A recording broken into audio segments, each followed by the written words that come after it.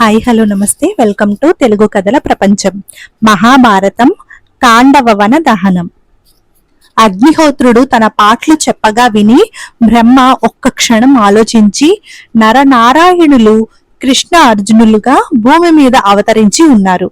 వారు కాండవవన ప్రాంతానికి వస్తారు. ఆ సమయం కనిపెట్టి వారి సహాయం కోరు. వారు నీకు సహాయపడినట్టయితే ఇంద్రుడు కాడు కదా, దేవతలందరూ అడ్డుపడినా నీ పని నిరాటంకంగా జరుగుతుంది అని చెప్పాడు.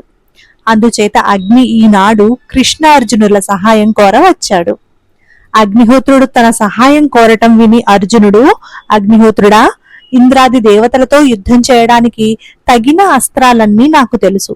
అయితే నాకిప్పుడు మంచి ధనస్సు, మంచి గుర్రాలను పూంచిన దృఢమైన రథము లేవు. నాకు కృష్ణుడికి తగిన ఆయుధాలు, మమ్మల్ని ఇద్దరిని మోయగల రథము సంపాదించావంటే నీ కోరిక తీరుస్తాను అన్నాడు. అగ్నిహోత్రుడు వరుణుణ్ణి తలుచుకున్నాడు. వరుణుడు ప్రత్యక్షమయ్యాడు. అగ్ని వరుణుడితో, మహానుభావ, చంద్రుడు నీకిచ్చిన గాంధీవం అనే ధనస్సు, అక్షయ తూణీరాలు, కపిధ్వజం గల రథము, చక్రాయుధము నీ వద్ద ఉన్నాయి కదా, వాటితో నాకిప్పుడు అవసరం కలిగింది, బదులు ఏ అన్నాడు. వరుణుడు అగ్నిహోత్రుడికి అతను కోరినవన్నీ ఇచ్చి అంతర్ధానమయ్యాడు. అగ్నిహోత్రుడు కృష్ణార్జునులకు వాటిని ఇచ్చాడు. చక్రాన్ని కృష్ణుడు తీసుకున్నాడు. గాంధీవాన్ని, అక్షయ తూణీరాలను అర్జునుడు తీసుకున్నాడు.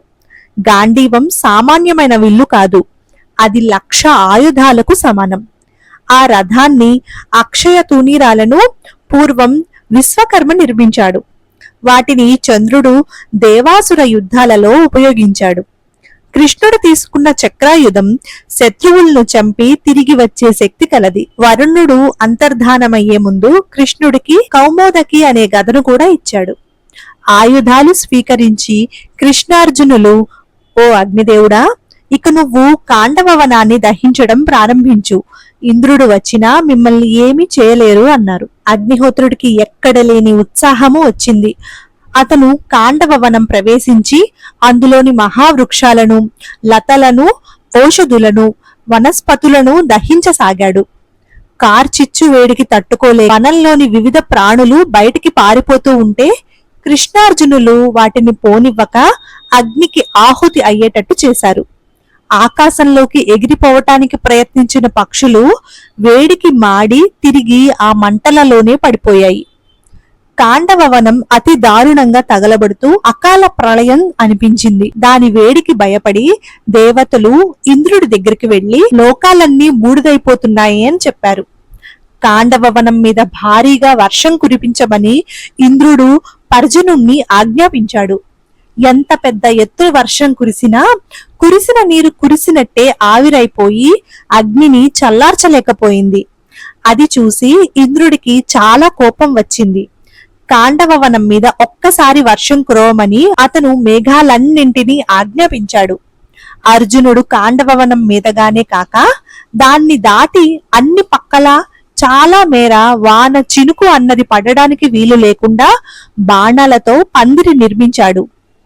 కాండవవనం తగలబడిపోవడానికి ఏ అంతరాయము లేకపోయింది. కృష్ణార్జునుల సహాయంతో ఈసారి అగ్నిహోత్రుడు వనాన్ని పూర్తిగా దగ్ధం చేస్తానని రూఢి కాగానే ఆ వనానికి ఎంతో కాలంగా రక్షకుడుగా ఉంటూ ఉండిన తక్షకుడు చల్లగా వనాన్ని వదిలిపెట్టి కురుక్షేత్రానికి చేరుకున్నాడు. తక్షకుడి కొడుకు అశ్వసేనుడు అనేవాడు తన తల్లి చాటున వనం విడిచిపోతూ ఉండగా అర్జునుడు గమనించి అశ్వసేనుడి తల్లి తలను, అశ్వసేనుడి తోకను బాణాలతో నరికాడు. తోక తెగిన ప్రాణాలతో అశ్వసేనుడు తప్పించుకున్నాడు. తర్వాత ఇంద్రుడికి అర్జునుడికి ఘోరమైన యుద్ధం జరిగింది. కాని ఇంద్రుడు అర్జునుణ్ణి జయించలేకపోయాడు. కాండవవనాన్ని ఆశ్రయించుకుని ఉన్న రాక్షసులు కొందరు యుద్ధానికి రాగా కృష్ణుడు వారిని తన చక్రంతో చంపేశాడు. మయుడనే రాక్షసుడు తప్పించుకు పారిపోతూ ఉంటే కృష్ణుణ్ణి వాణ్ణి చంపబోతే మయుడు అర్జునుణ్ణి శరణుజొచ్చాడు. కాండవవనాన్ని అగ్నిహోత్రుడు 15 రోజుల పాటు దహించాడు. అందులో ఉన్న ప్రాణికోటి కూడా వనంతో పాటు కాలిపోయింది. అందులో చావకుండా బతికిన వారు ఎవరంటే తక్షకుడు, అతని కొడుకు అశ్వసేనుడు, మయుడు సారంగుకులు నలుగురును. ఈ సారంగకులు మందపాలుడనే ముని సంతానం.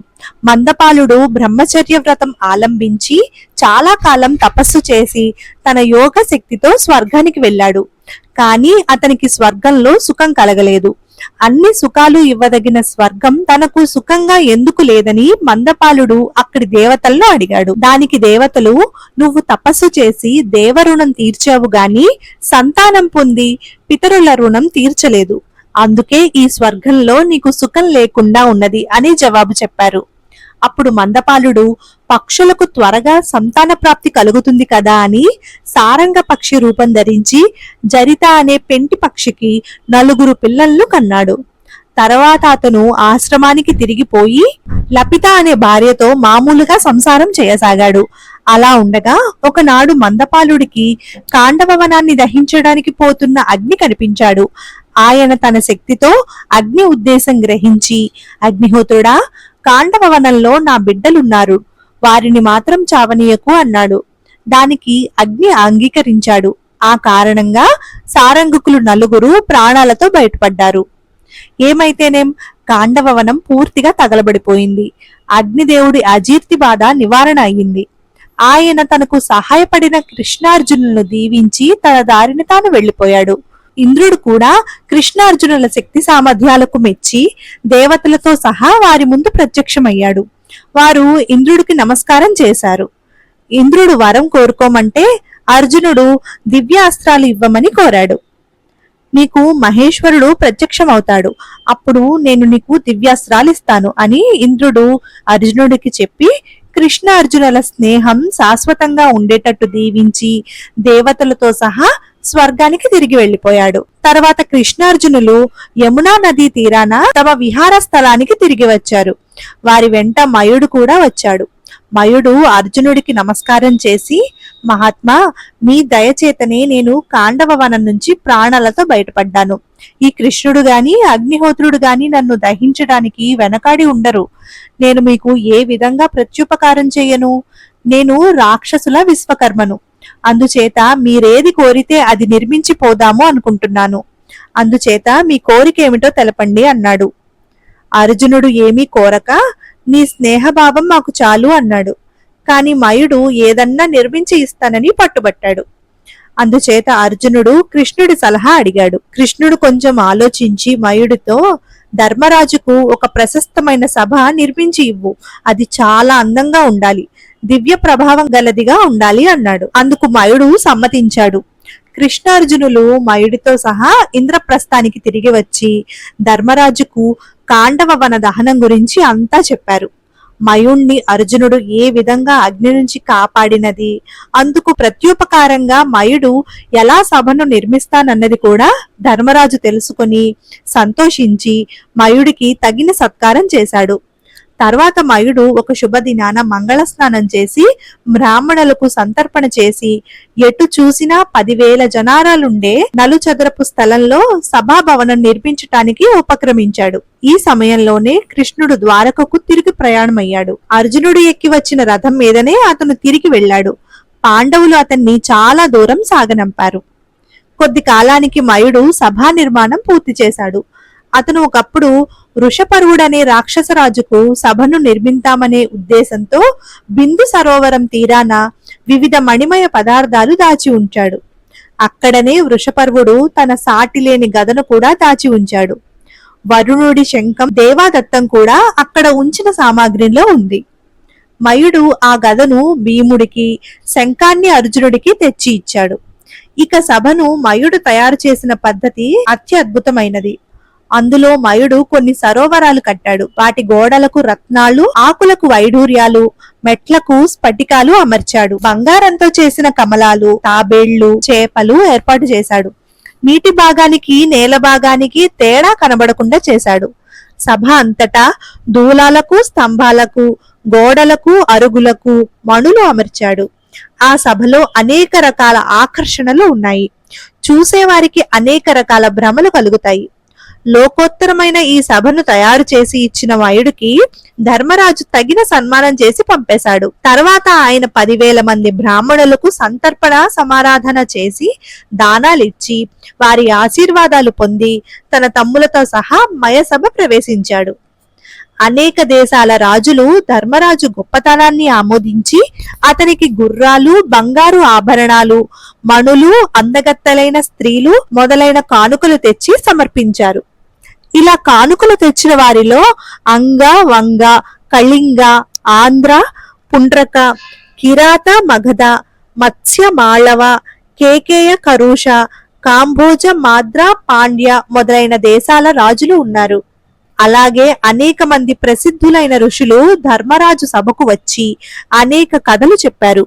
ఆ సమయంలో నారదుడు, పారిజాతుడు, రైవతుడు మొదలైన తన శిష్యులతో ధర్మరాజు సభకు వచ్చాడు. ధర్మరాజు భక్తితో నారదుడికి అర్ఘ్యపాద్యాలు, ఆసనము, మధుపర్కాలు ఇచ్చి సత్కరించాడు.